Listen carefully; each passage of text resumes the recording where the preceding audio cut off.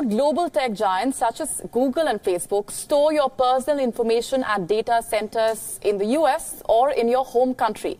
This is a question that's being asked repeatedly by many governments around the world, and more so of late, following the Facebook Cambridge Analytica data scandal and the alleged Russian meddling in the 2016 US presidential election. Now, the Indian government had last year set up a high-powered panel to suggest changes to the country's data protection law. The panel is holding its final meeting. According to reports, one of the changes that it has proposed in the law is that internet giants such as Google and Facebook should store data belonging to Indians within India. However, this rule is to apply only to sensitive personal information.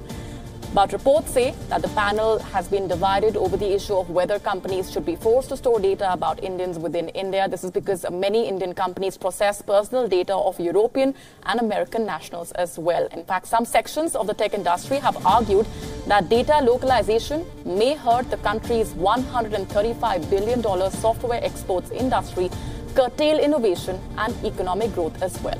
Now, the government's concerns are valid. The Indian economy is increasingly getting digitized. The government is pushing a Digital India initiative as it tries to meet development goals for the 1.3 billion Indians.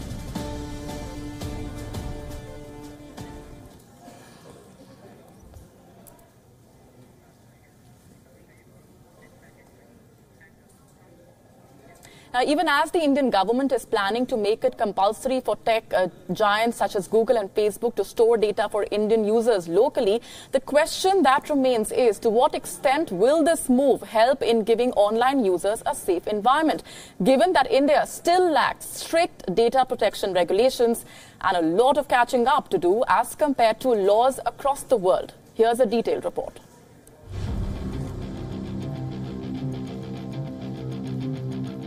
India is the second largest internet market in the world. The country has over 460 million internet users. In fact, the number is expected to go up to 635.8 million by 2021. But sadly, the country with such a huge number of internet users doesn't have clear and strict laws to protect people against hacking and data breaches. And this, in turn, is leaving users vulnerable and prone to hacking. Well, the only question to ask here is, what is stopping India from designing a safe environment for internet users? And all of that comes down to only one thing: the absence of strict legal framework, and there are a few things to note. We don't have a legal framework to govern how the data should be collected, processed and stored. Companies are not legally bound to report data breaches. For instance, in contrast to companies in the European Union, which has stringent data protection standards, companies in India are not expected to disclose data breaches to clients.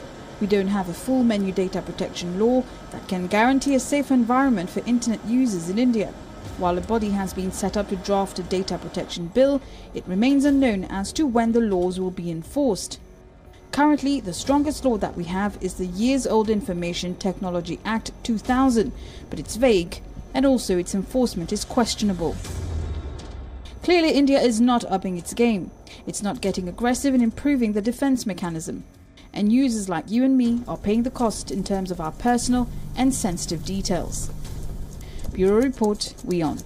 On to Japan, which has been struck with another earthquake in the early hours of this morning. This detailed report telling you what happened.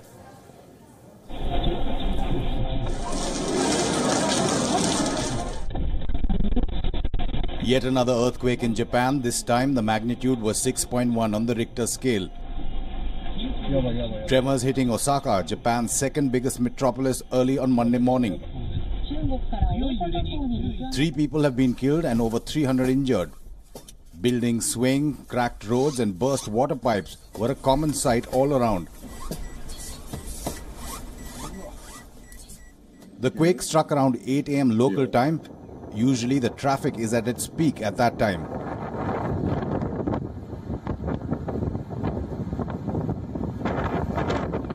Osaka is home to around 2 million people, and clearly the jolt's impact was palpable.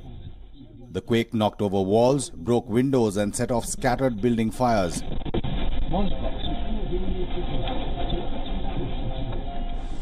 A 9-year-old girl is among the 3 dead. The earthquake caused power failures across the region, forcing hospitals to be evacuated. Factory operations were halted and the famous bullet trains came to a grinding halt. Anxious and worried commuters were left stranded. Many chose to sit down on the floor. Amid the gloom, the good news was that no tsunami warnings were issued. Bureau Report, WION. And UN High Commissioner for Refugees Special Envoy Angelina Jolie visited the Domi's refugee camp in West Mosul on Saturday. Her visit coming less than a year after Mosul was liberated from 3 years of ISIS control. Hollywood actor Jolie arrived in Mosul on the second day of Eid al-Fitr and visited Syrian refugee families at the Domi's camp, home to 33,000 refugees. Iraqi forces had seized Mosul from Islamic State militants in July 2017. The militants had occupied the city for 3 years, turning it into a stronghold of the caliphate. Walking through the bombed-out streets of Mosul, Jolie, on her 5th visit to the war-torn country, said this is the worst she'd seen in 17 years of doing humanitarian work.